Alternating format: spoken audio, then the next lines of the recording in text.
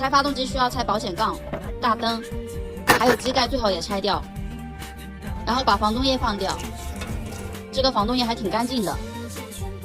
再然后就把水箱拿出来，把它放在这个边上。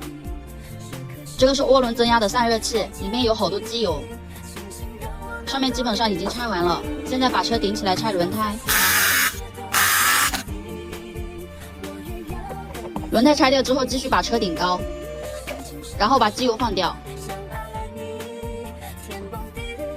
它的机油只有这么一点点了。然后把半轴拿出来，筐里面已经放不下了，把它放在外面，然后把车放下来吊发动机。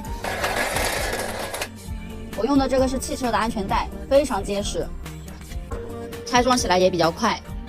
现在这个发动机已经拆下来了，我和刁师傅等一下把它分解开来。